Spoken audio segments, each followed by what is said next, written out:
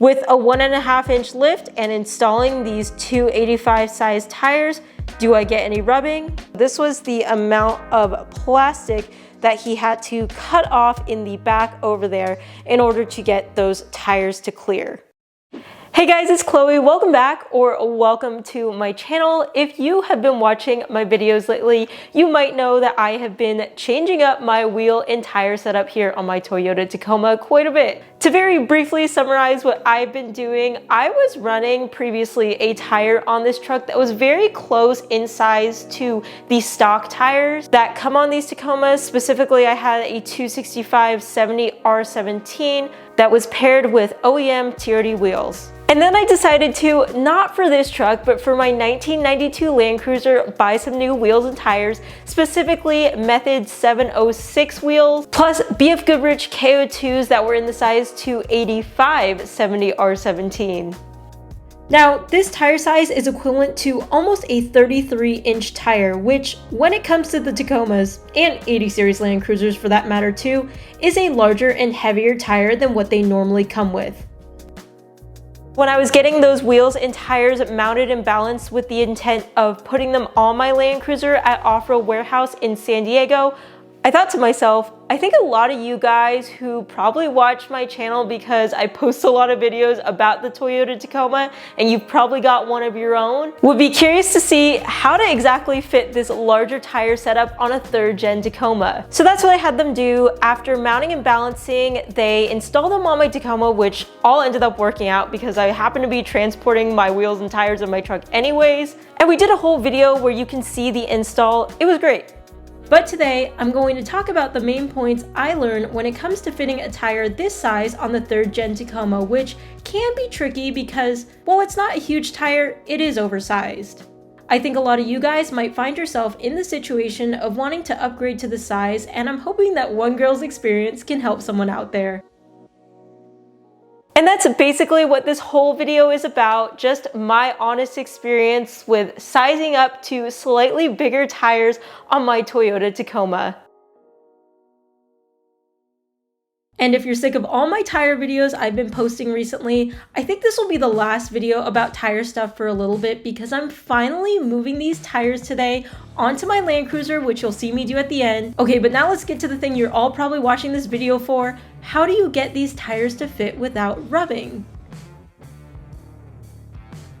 Okay, so this is like the #1 question, and my answer is kind of a loaded one because there's a lot of different things you can do. And when I'm talking about fitment here, I'm really talking just about the front wheels and tires because your clearance issues start to begin when you turn your wheels and tires and/or your suspension articulates. And obviously, because these trucks don't have 4-wheel steering, you don't really have to worry about the rear so much. Also, for the people who are newer to this and might not know, I do want to say that this tire size, specifically 285/70 R17, will not fit on the stock Tacomas that come straight with no modifications from the factory. Even if you have a TRD Pro, which I believe, according to the Toyota website, also comes with a little bit of lift in the front, the suspension setup just won't support this tire size straight out of the box. And that's because in my own experience, in order to get these tires to clear without rubbing, you need to do these 4 following things, or maybe just a combo of some of the things I'm about to mention. 1, you'll need a certain amount of lift. 2, your wheel choice matters.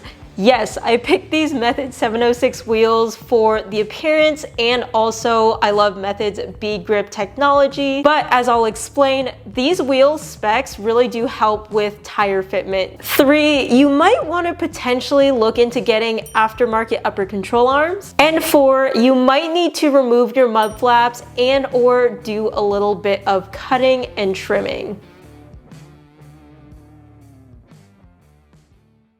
So when it comes to a lift up here in the front, I truly can't give you guys a magic number to go off of because every setup will be different, but I will say this. My own truck has got an aftermarket suspension setup, specifically the Fox 2.5 Performance Elite Series shocks. And I've got the preload collar set to give me exactly 1.5 inches of lift compared to the height I had on my stock suspension setup. With a 1.5-inch lift and installing these two 85 size tires, do I get any rubbing? Well, in the week that I had these on, I didn't go off-roading, so I couldn't test rubbing off-road, where the suspension is going to be flexing out a lot more. But on-road, despite how the initial video I took after I got this wheel and tire setup installed at Off-Road Warehouse, close it looked to rubbing because it really did look close, I can't say I really experienced too much rubbing on road, and that's because most of the time, you're not steering super hard. I didn't really run into this situation during the week, but I suppose if I had a parking lot that say had a big dip and I needed to turn into, I could get some rubbing. All I'm trying to say is they cleared. But that being said, it was minimal and would probably be too close for most people's liking, honestly. Since I do like to off-road my truck, if I were considering running this tire size more permanently, I think I would go with at least a 2.5-inch lift over what the truck comes with from the factory. But point being, in general, I really do think you have to get some sort of lift to some degree if you want to get this setup to clear with no rubbing. And you can check out several videos I've done installing suspension lifts for these Tacomas if you're interested in seeing what that involves. I also mentioned wheel choice as a factor, and I think this one, in my experience, is truly important if you're trying to fit slightly bigger tires. Specifically, we're going to talk about the wheel offset, or basically the thing that determines how much your wheel and tire is going to sit more inwards towards the truck, that is a positive offset, or more outwards towards the street, a negative offset. The more of a positive offset you have, the less rubbing you'll likely get on the plastic inside the wheel well over here in the back and also in the front. And I also believe around the cab mount as well. But going too positive in some cases can cause your tire to start rubbing on suspension components. I think specifically a lot of people that run into that problem get rubbing on their upper control arm. These specific Method 706 wheels are zero offset, which makes them a great candidate to help prevent rubbing. But again, this is just one piece to the puzzle. Kind of like the lift, it's hard to give a number for what offset is really best because there's a lot of factors that come into play. But for me specifically, one of the reasons I love Method is because they offer this zero offset wheel.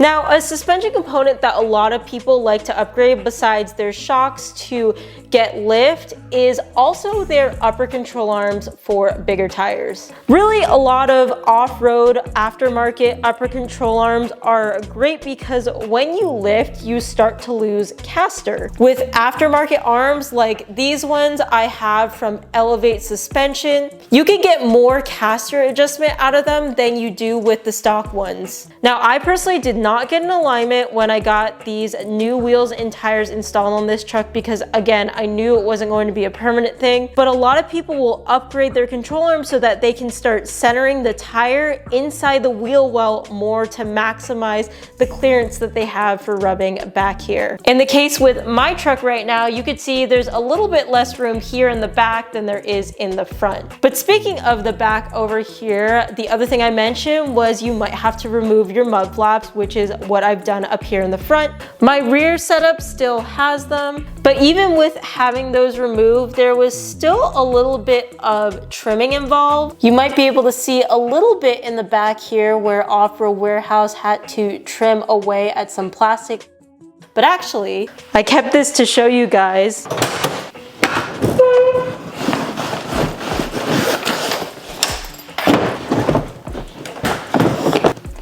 The tech at Off-Road Warehouse probably thought I was crazy for keeping this, but I did it specifically for this video to show you. So this was the amount of plastic that he had to cut off in the back over there in order to get those tires to clear. So really not a lot. And honestly, if you're not familiar with what the plastic looks like back there, which I think most people aren't, and especially if you get someone or you yourself can do a clean job with cutting, because you can see he did a pretty good job over here. All the edges are straight. This plastic trimming really isn't something that you would notice. But even when sometimes people cut off the plastic, they can also get rubbing over back here. Now, I personally didn't have this issue, but for people that experience rubbing on the cab mount, there's two things that they'll typically do. One, they'll do a cab mount chop, which is basically where they cut the part of the cab mount that causes rubbing, and then they weld a plate where the cut was. And then I think in more extreme rubbing cases, which I don't think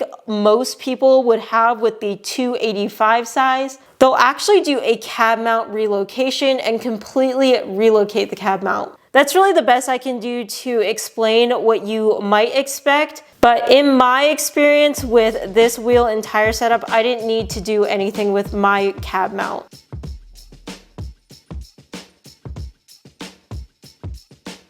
One resource I recommend to people who might be trying to figure out what wheels, tires, and suspension kits might work on their truck is the Trail Built Off-Road Gallery, where you could see what other people's setups are and how well they work in terms of fitment, what kind of suspension lifts they have, all of that good stuff. You could just filter for Toyota Tacomas, and there's everything from more heavily modified builds to milder ones like mine. And you can filter for brands too if you maybe already have a specific idea in mind for your own build. Anyways, just wanted to share this as a good resource. You guys should definitely add your trucks to the gallery if you have pictures. And also, Trail Built Off-Road is where I ordered my 265 tires from, and I had a great experience, so I definitely wanted to give them a shout out in this video and recommend them as a great place online for purchasing tires if needed.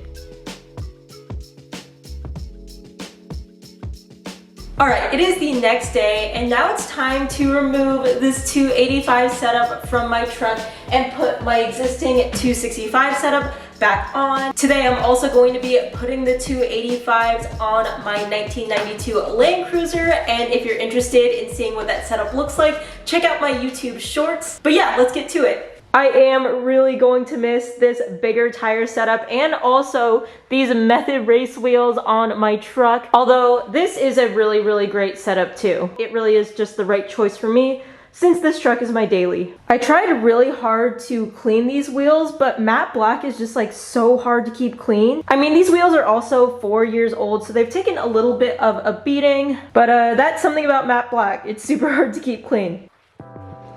Alright you guys, now on to the actual uninstall of these 285s and reinstall of my 265s.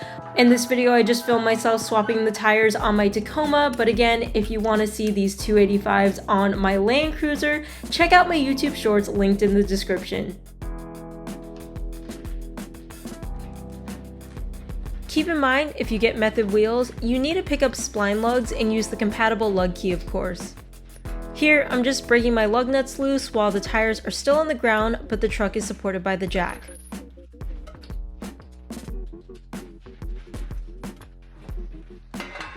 By the way, so many of you guys asked me what jack I use, and this is a Pro Eagle 2-ton, which is great for the garage, and I also take it when I go off-roading because it's got giant wheels, a skid plate, and honestly, that's what it's built for. It's the jack that all the guys at the Baja and King of the Hammers carry and use.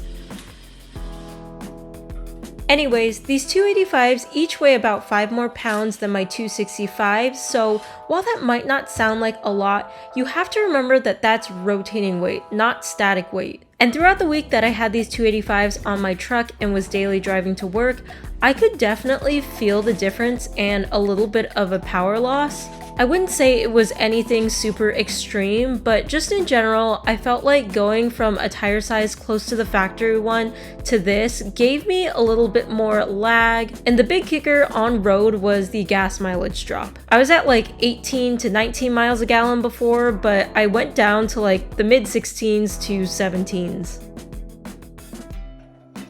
The other thing on road is that my speedometer was off by a few miles per hour as I drove at higher speeds with these larger tires. I think it's like when I hit 65 miles an hour, I'm off by 3 miles an hour or something like that, so it just reads slower than what you're actually going. A lot of people will get speedometer calibrations done with this tire size, but I didn't warrant that necessary for my truck since the plan was to go back to my smaller tires from the start anyways. All that to say, driving on these 285s was not all bad though.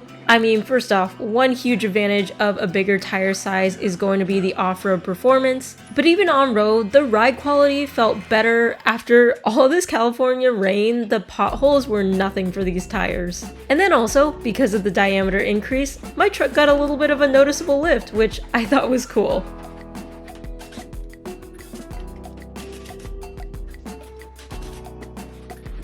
Let me know if you guys want to hear more about the driving experience or any questions you have in the comments down below. Here I'm just finishing the other side, starting all the lug nuts by hand so that I don't cross-thread any accidentally, before going in with the impact, lowering the truck, and then of course, making sure I torque everything to spec.